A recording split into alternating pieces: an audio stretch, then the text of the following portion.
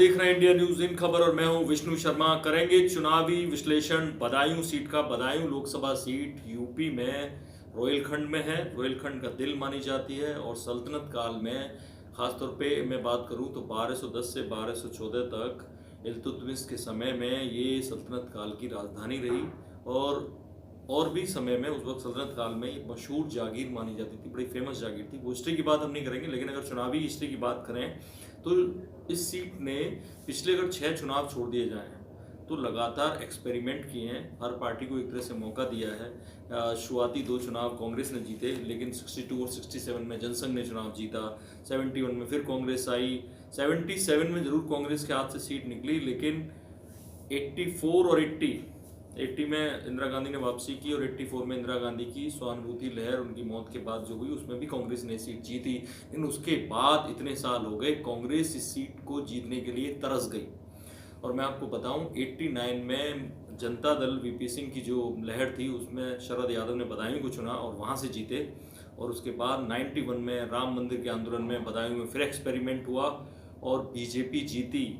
ऐसे में 91 के बाद बीजेपी भी सीट को एक तरह से हार मान चुकी है। लगातार 6 बार वहां से सपा जीत रही है, सपा के गढ़ के रूप में फेमस है। मोदी लहर के बावजूद 2014 में जो 5 सीटें सपा के खाते में आईं और वो 5 सीटों में से एक बदायूं भी थी, जिसमें धर्मेंद्र यादव जो मुलायम सिंह यादव के जो भाई थे, बड़े भाई अभयराम यादव उनके बेटे हैं, उन्होंने अपना कब्जा जमाया। वो 2 बार से लगातार सांसद हैं वहाँ पर। दरअसल ये सीट 96 में कांग्रेस के जो नेता थे वो सपा में शामिल हुए, सलीम इकबाल शेरबानी, और उन्होंने यहाँ जीत दर्ज की और एक के बाद एक 4 बार जीत दर्ज की। दरअसल वहाँ पर अच्छी खासी संख्या में यादव और उतने ही मुसलमान हैं, लगभग 18 से 20% दोनों मिला के करीब 40% के आसपास, 35 से 40% वोट हो जाता है। और ये एक थोक वोट बैंक जिस पार्टी को मिलता है, ऐसे में क्योंकि सपा का यादव वोट बैंक था, वो सीधे सीधे सलीम के खाते में जाता था, तो वो जीत जाते थे। लगातार 4 बार जब जीते तो जब लॉन्च करना था धर्मेंद्र यादव को 2014 में, उस वक्त मोदी लहर चल रही थी, तो धर्मेंद्र यादव को जब यहाँ भेजा गया, क्योंकि मुलायम सिंह के परिवार से थे, सीधे रिश्ते थे, तो वो आए। मुलायम सिंह का एक तरह से आशीर्वाद था और सलीम इकबाल शेरवानी की टिकट काट दी गई। वो वापस कांग्रेस में गए और टीपी यादव भी उस बार चुनाव लड़े बीएसपी से। ऐसे में डीपी यादव और धर्मेंद्र यादव, इन दोनों के बीच में टक्कर हुई। 32,000 से ज़्यादा वोटों से जीते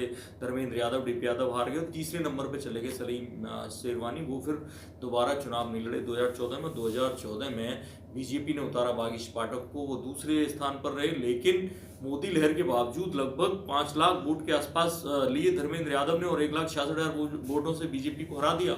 ऐसे में तब 1,56,000 वोट करीब लिए थे बीएसपी के कैंडिडेट ने और अकमल खान ने। और बीएसपी के अगर वो 1.5 लाख वोट, अगर ये पॉजिटिव बात है, अगर गठबंधन होता है तो मोटे तौर पे ये सीट धर्मेंद्र यादव को या सपा को मिलनी है, क्योंकि सपा का गढ़ है। और ऐसे में अगर वो 1.5 लाख वोटर, जो कि डीपी यादव जैसा चेहरा ना होने के बावजूद 1.5 लाख वोट ले आता है, तो आप समझिए कि वो 1.5 लाख में से अगर 1 लाख वोट भी ट्रांसफर होता है धर्मेंद्र यादव के पक्ष में, तो ऐसे लगता है कि वो जीत जाएंगे। लेकिन एक कहानी दूसरी उल्टी है। यहाँ 2 फैक्टर हैं जो उनके खिलाफ नेगेटिव जाते हैं। पहला फैक्टर 2017 का चुनाव। 5 विधानसभाएं हैं यहाँ पर और 5 विधानसभाओं में से 4 विधानसभा सहसवान की छोड़ दी जाए, सहसवान की सीट सपा के खाते में गई, बाकी चारों विधानसभाएं बीजेपी ने जीत ली। तो जो 5 विधानसभाएं हैं, गुन्नौर, सहसवान, विलसी, विसौली और बदायूं, तो इनमें से सहसवान पर केवल सपा का कब्जा है। तो ऐसे में बीजेपी चाहती है हर हाल में इसको जीता जाए, इसलिए स्वामी प्रसाद मौर्य को जिम्मेदारी दी है। उनको इस जिले का प्रभारी बनाया गया, कैबिनेट मंत्री हैं और वो पूरे जी जान से लग गए हैं कि ढेर सारा कुर्मी शाख के वोटर भी हैं यहाँ, पिछड़ी जाति के तमाम सारे वोटर हैं, उनको लामबंद किया जा रहा है। ऐसे में सुनील बंसल ने भी यहाँ पर मीटिंग ली कार्यकर्ताओं की और उन्हें जीतने के मंत्र दिए। और कैसे लोकसभा चुनाव तक जो कैंपेन चल रहे हैं, अलग अलग कैंपेन जो चल रहे हैं, जिनमें से मेरा परिवार, भाजपा परिवार, तमाम सारे कैंपेन हैं जो लगातार चलेंगे, उनमें से बीजेपी के जो वोटर है और कार्यकर्ता उनको लामबंद किया जाएगा। इसके लिए लगातार उप मुख्यमंत्री भी वहाँ गए, उन्होंने खास तौर पे रोहिलखंड के सारे जो लोग थे उनकी मीटिंग ली, जितने भी सांसद थे, जितने भी विधायक थे, उनमें से अब खास तौर पे बात यह कि स्वामी प्रसाद मौर्य जैसे कैबिनेट मंत्री और 4 विधायक के पास है। तो ऐसे में पांचों का अपना अपना बड़ा वोट बैंक है और बड़ा बड़ा जो वर्ग है उस पर अपना उनका कब्जा है। तो जाहिर सी बात है कि बीजेपी इस सीट को खोना नहीं चाहती।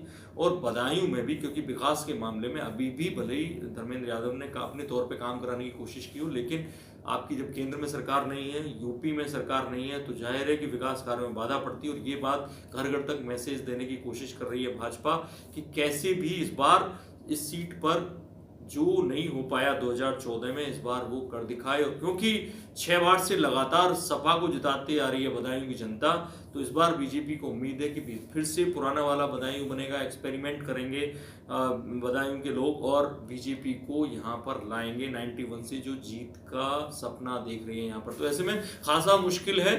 और एक तरफ जहाँ पॉजिटिव बात है धर्मेंद्र यादव के लिए कि बीएसपी से गठजोड़ हो गया है, ऐसे में ये नेगेटिव भी है कि 2017 में वो केवल एक विधायक को जिता पाए सेजवान सीट पर। तो मुकाबला कड़ा है और किस पल किस तरफ जाए, क्योंकि अगर ध्रुवीकरण होता है या कोई और इस तरह की होता है, प्रियंका गांधी क्योंकि आई हैं, तो कांग्रेस कहीं फिर से सलीम शेरवानी के परिवार से या किसी को उतारती है तो वो भी अच्छे वोट कटुआ साबित हो सकते हैं। तो धर्मेंद्र यादव के लिए दो मुश्किलें हैं, एक 4 विधायक जो जीत कर आए और दूसरे हैं प्रियंका गांधी खुद। तो नतीजा क्या आता है आप देखिएगा, और इसमें जो भी और जानकारी आएगी आपको बताते रहेंगे। आप देखते रहिए न्यूज़, सब्सक्राइब करें इनका पर। थैंक यू, नमस्कार।